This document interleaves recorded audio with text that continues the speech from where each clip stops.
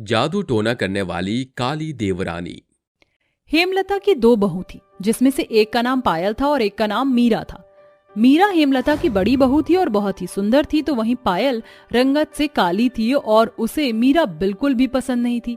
एक दिन पायल अपने कमरे में बैठी हुई अपने आप से बातें कर रही होती है। देखो माँ जी हमेशा मीरा की ही तारीफ करती रहती हैं। अरे उन्हें मेरे अंदर कोई खासियत दिखाई नहीं देती है क्या, जो मैं उनके लिए हमेशा से ही बुरी बनकर रही हूँ। तभी रोहित कहता है, नहीं माँ, आप ऐसा क्यों सोचती हो? आपको ऐसा नहीं सोचना चाहिए। माँ जी आपसे और बड़ी माँ से बहुत प्यार करती हैं। खबरदार, अगर तूने मेरे को दोबारा से बड़ी माँ कहा तो मुझसे बुरा कोई नहीं होगा। अब जाकर खेल ले।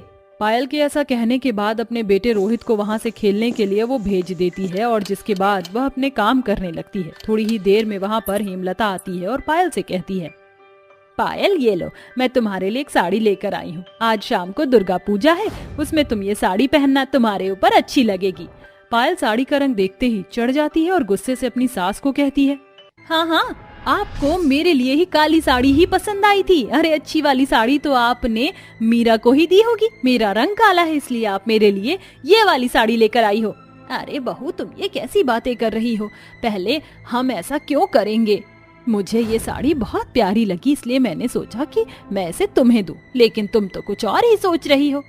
मैं तो जो भी सोच रही हूँ बिल्कुल सही सोच रही हूँ। लाइए दीजिए, ये साड़ी अब आप लेकर आई हो तो मुझे तो पहननी ही पड़ेगी।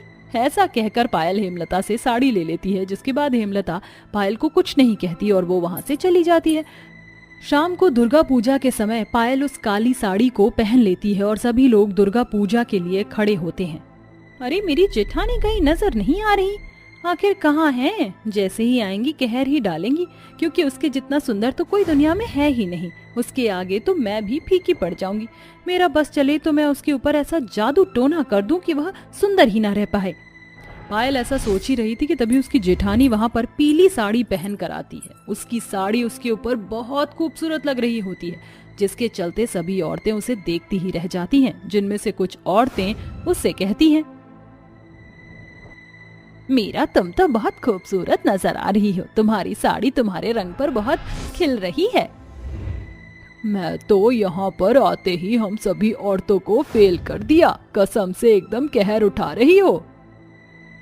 हाँ, अभी ये सारी बातें छोड़ो, दुर्गा पूजा करो। मीरा के कहने पर सभी औरतें दुर्गा पूजा शुरू कर देती हैं। दुर्गा पूजा खत्म होने के बाद मीरा सभी को प्रसाद बांटती है। मीरा का ये स्वभाव सभी को बहुत प्यारा लगता है और सभी उसकी खूब तारीफ करते हैं।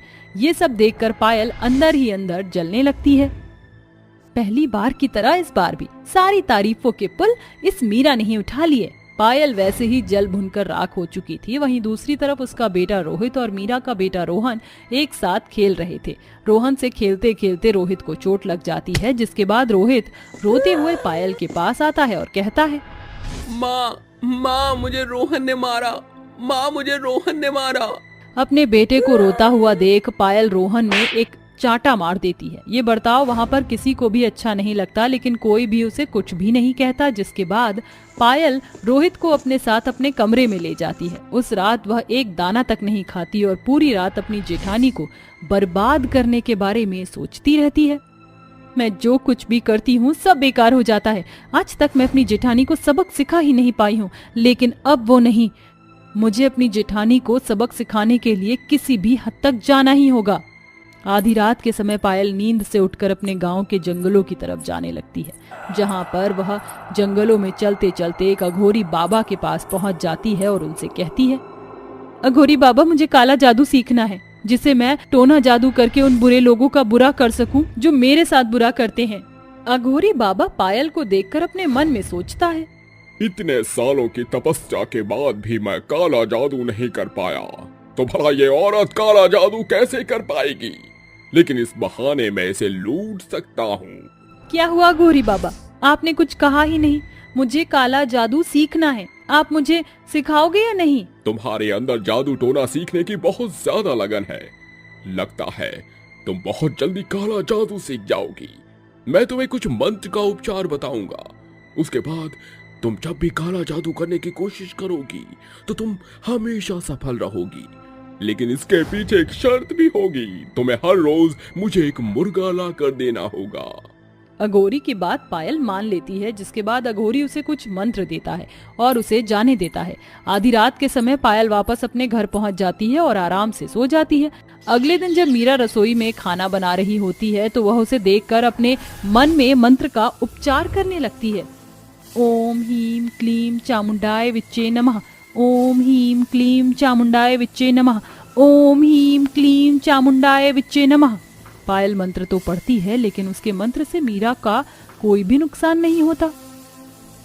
ये सब क्या हो रहा है? मैंने मंत्रों का उच्चारण तो बिल्कुल सही तरीके से किया था, फिर ये जादू चल क्यों नहीं रहा? लगता है मुझे दोबारा कोशिश करनी होगी।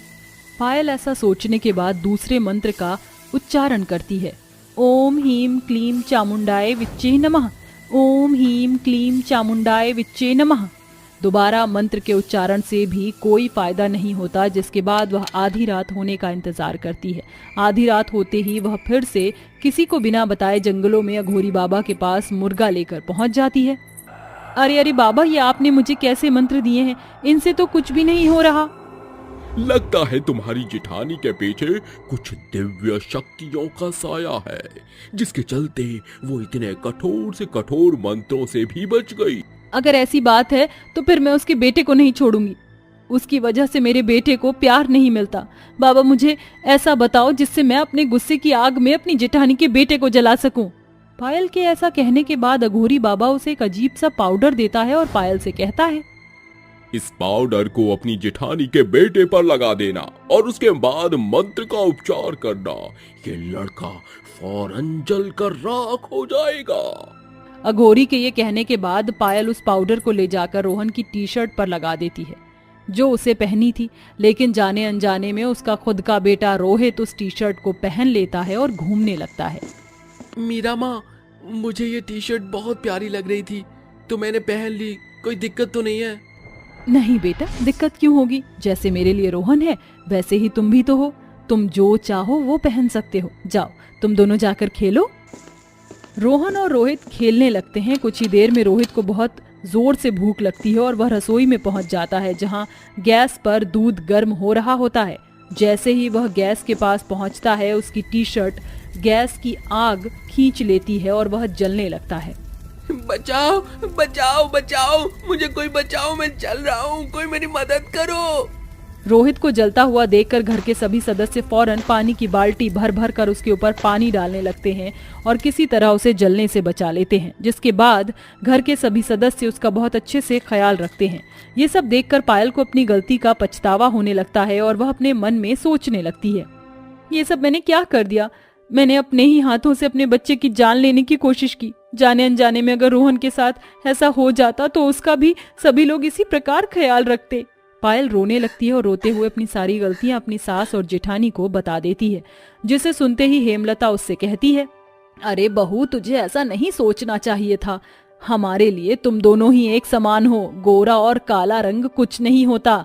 ये तो लोगों की सोच का फर्क है। हमारे लिए जितना मूल्य बड़ी बहू का है उतना ही मूल्य तुम्हारा भी है। हमने तुम्हारे दोनों के बीच कभी कोई भेदभाव नहीं किया। हेमलता की बात सुनने के बाद पायल सबसे माफी मांगती है, जिसके बाद सभी लोग उसे माफ कर देते हैं और उस दिन के बाद से पायल अपने परिवार के साथ खुशी खुशी रहने लगती है। सुबह का समय था। कमला चूल्हे पर चाय बना रही थी। ओहो, तुम्हें कितनी बार मना किया है इन कामों को करने को, फिर भी हमेशा खुद ही काम में लगी रहती हो। अरे बहू कहाँ है? मैं कहाँ कोई भी काम करती हूँ। जब से कली आई है सारा काम झाम उसी ने संभाल रखा है। लेकिन बहू है कहाँ? बहू अपने मायके गई हुई है, लेकिन मुझे लगता है कि अब इस उम्र में मुझसे कोई काम नहीं होगा। मेरा बेटा सिद्धार्थ आ जाए तो जल्द से जल्द ही उसकी शादी करा दूं। कहा तो तुम ठीक ही रही हो। चलो कमला, मैं काम पर जा रहा हूँ। मुकेश दरवाजे तक ही पहुँचता है कि तभी वहाँ दरवाजे पर उसे सिद्धार्थ खड़ा दिखाई देता है और उसके बगल में एक लड़की भी थी। सिद्धार्थ, मेरे बच्चे, तू अचानक, और ये लड़की कौन है तुम्हारे साथ? अरे कमला, अरे जल्दी बाहर आओ। क्यों चिल्लाए जा रहे हैं? अरे मेरे लाल, तू आ गया। और ये पीली कौन है? मैं आपकी बहू हूँ सासू माँ। अरे चल चल, ये क्या बोले जा रही है सिद्धार्थ? हाँ माँ, मैं आपके लिए विलायती बहू लाया हूँ। अरे बोल तो तू इतनी आसानी से रहा है जैसे बहू नहीं विलायती गाजर लाया हो। हाय हाय। अब थोड़े दिन बीत गए थे। एरिया अपने विलायती तेवर दिखाने लगी थी। अरे बहू, अब मेरे हाथों पैरों में इतनी जान नहीं है कि मैं इस पूरे घर के लिए रोटियां सेकूं। तू जरा रोटियां बना ले। मैं रोटियां बनाऊं? भूल जाइए सासू माँ, मैं ऐसा नहीं करूंगी। वैसे भी मुझे रोटी बनानी नहीं आती। अरे अगर रोटी नहीं बनी तो सब क्या खाएंगे? मुझे नहीं पता। अगर मैंने रोटी बनाई ना तो मेरे नेल्स खराब हो जाएंगे। अरे नेल्स का क्या तूने अचार डालना है? आप बिल्कुल ओल्ड फैशन लेडी हो, एकदम बकवास। ओ अच्छा, ऐसा क्या? मैं बकवास हूँ तो तू क्या है? बावली अंग्रेजन जिसे रोटी बनानी भी नहीं आती। ओ जस्ट शट अप। आपको जो खाना है खाइए। मैं तो अपने लिए हॉट डॉग ऑर्डर कर रही हूँ। अरे ऑर्डर करने की क्या जरूरत है? बाहर इतने सारे कुत्ते घूमते हैं, किसी को भी गर्म करके खा ले। No thanks. ऐसे ही दिन पे दिन बीतते जा रहे थे। एरिया घर का कोई भी काम नहीं करती थी और कमला को बहुत ज्यादा परेशान करती थी। हे मेरे भगवान, मैं अपनी इस विलायती बहू का क्या करूं? काश मेरी बहू कली आ जाती। तभी कली अपने मायके से लौट आती है। आपने बुलाया और हम चले आए। बहू तू आ गई? जी हाँ सासू माँ, आप तो सूख कर लकड़ी हो गई हो, वरना आप तो कमल की तरह खिली रहती थी। बात क्या है? अरे अब मैं तुझे क्या ही बताऊं बहू। तभी वहाँ एरिया आ जाती है। अरे माँ जी, अब ये कौन है? कहीं साउथ अफ्रीका से आई है। ओहो हो, ज्यादा खुद को चिकनी चमेली की कटरीना कैफ मत समझ। और तू है कौन? कली ये तेरी विलायती देवरानी है। एरिया, ये कली है तुम्हारी जेठानी। अरे सिद्धार्थ जी तो कितने अच्छे हैं, उन्हें ये ही मिली थी, लंबे मुंह की अंग्रेजन। मेरा मुंह अगर लंबा है तो तुम्हारा मुंह भी रोटी की तरह गोल है। हमारा मुंह रोटी की तरह नहीं, चांद की तरह गोल है। That's right. और तुम्हारे चेहरे पर चांद की तरह दाग धब्बे भी है। एरिया चली जाती है। अरे माँ जी, इस विदेशन को तो बड़े तेवर है। अब मैं समझी, इस चिकनी चमेली की गर्मी ने ही आपको सुखा दिया। मैं तो अपनी इस विलायती बहू से बड़ी परेशान हूँ बहू। मेरी समझ नहीं आता कि इसको कैसे लाइन पर लाऊं। ये तो आप मुझ पे छोड़ दीजिए माँ जी। इस विदेशी की अगर मैंने अक्कड़ ना निकाल दी तो मेरा नाम भी कली नहीं। हाँ, कली एरिया को सबक सिखाने की सोचती है। अगले दिन कली एरिया को बर्तन धोने को बोलती है। अरे ओ मेरी देवरानी, अब क्या क्रीम पाउडर में मुखड़ा ही चमकाती रहोगी? यहाँ आओ, कितने बर्तन पड़े हैं, अब इन्हें चमकाओ। ये काम आई थिंक जेठानी जी आप पर ज्यादा सूट करते हैं। ज्यादा मेकअप ना लगाओ देवरानी, कोई फायदा नहीं है। जेठानी जी अगर आप मेकअप लगाओ तो शायद कोई फायदा नहीं हो, क्योंकि हो तो आप खाली खलोती ही। तो बेहतर होगा आप बर्तन ही चमका दो, चेहरा तो आपका चमकने से रहा। ऐसा क्या? ऐसे ही दोनों देवरानी जेठानी में अनबन हो जाती है। अरे अंग्रेजन, क्यों मेरी देसी बहू से तू जली कटी बात करके उसके खून का पानी बनाती है? सासू माँ, आप भी हमेशा इन्हीं की साइड लेती हो। एक खमला तो दूसरी खाली, दोनों एक दूसरे की पूछ। हाँ, और तू एरिया, पूरा मोहल्ला। अरे अब बस भी करो, मेरे लिए तुम दोनों बराबर हो। अपनी लड़ाई में तुमने मुझे वो भी नहीं बोलने दिया जिसके लिए मैं यहाँ आई थी। कल हमारे घर में दावत है तो तुम दोनों को ही सारी तैयारियां करनी है। अगले दिन दोनों बहू दावत की तैयारियों में लग जाती हैं। अरे ओ देवरानी जी, जरा आज के दिन तो कामों में हाथ बटा देना, वरना सारे मेहमान यही कहेंगे कि विदेशन तो निठल्ली है। मैं सुबह से काम कर रही हूँ जेठानी जी, और अगर आपको दिखाई नहीं देता तो मैं कर क्या सकती हूँ? अब मैं कोई सर्जन तो हूँ नहीं। अब मुझे 1 की 10 सुनाने से अच्छा है कि मेरे साथ यहाँ रसोई में काम निपटा दो। तभी वहाँ कमला आ जाती है। ओहो, कम से कम तुम दोनों आज के दिन तो मत लड़ो, घर में मेहमान आने वाले हैं। और हाँ, तुम दोनों को कम से कम 2-2 पकवान अपने हाथों से तैयार करने हैं, ताकि मैं अपनी सहेलियों को दिखा सकूं कि मेरी बहुएं कितनी होनहार है। कमला चली जाती है। माय गॉड, अब मैं क्या करूं? मुझे तो कोई भी इंडियन डिश बनानी नहीं आती। क्या हुआ देवरानी साहिबा, चेहरा क्यों उतर गया तुम्हारा? ओ जस्ट शट अप। आज तो लगता है कि किसी को बिल्कुल पाने की माफी की हमारी जरूरत है। मुझे तुम्हारी कोई जरूरत नहीं, समझी? सच्ची? चलो तो फिर हम जल्दी से अपने पकवान बना लेते हैं। और हाँ देवरानी जी, आपको बता दें कि यहाँ वो पिज्जा और गर्म कुत्ते जैसी चीजें नहीं खाई जाती। वो हॉट डॉग होता है, समझी? हाँ हाँ वो ही। कली अपने पकवान तैयार कर लेती है, लेकिन बेचारी एरिया अभी तक कुछ भी नहीं बना पाई थी। अगर इसी तरह काम किया तो विदेशी देवरानी जी मेहमान भूखे ही लौट जाएंगे। अब अपना ये एटीट्यूड साइड में रख दो और हमारी बात मानो। हम तुम्हें बताएंगे कि खाना कैसे बनाते हैं। ओके। कली एरिया को खाना बनाना बताती है। एरिया को भी कली के साथ काम करने और खाना बनाने में बहुत मजा आता है। वो दोनों सहेलियों की तरह हंसी खुशी खाना बनाती है।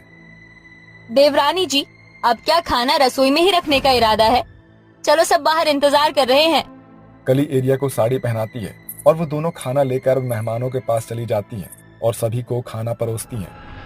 अरे कमला, तेरी तो दोनों ही बहुएं कमाल है। बड़ा ही स्वादिष्ट खाना बनाया है। तेरी तो विलायती और देसी दोनों ही बहू एकदम ओरियो बिस्किट की तरह मस्त है। हाँ, हम ओरियो का बिस्किट और हमारी देवरानी उसकी क्रीम है। सच में मेरी दोनों बहुएं लाजवाब है। एरिया को ये सारी बातें सुनकर बहुत अच्छा लगता है और उसे अपनी गलती का एहसास भी होता है। खली भाभी, मुझे माफ कर देना। मैंने आपको बहुत बुरा भला कहा, पर अब मैंने जान लिया है कि इस दुनिया में रंग और जात बस एक छल है। असली अच्छाई तो दिल में होती है, और जो दिल से खूबसूरत होता है वही सबसे ज्यादा खूबसूरत है। चलो, आखिरकार तुम्हें समझ आ ही गया मेरी नासमझ विदेशन। हाँ मेरी देसी गर्ल। इसी तरह कली एरिया को विदेशी होते हुए भी अपने यहाँ के तौर तरीकों में ढाल देती है। अब एरिया घर के सारे काम खुशी खुशी करने लगती है, जिसे देखकर घर के लोग बहुत खुश होते हैं।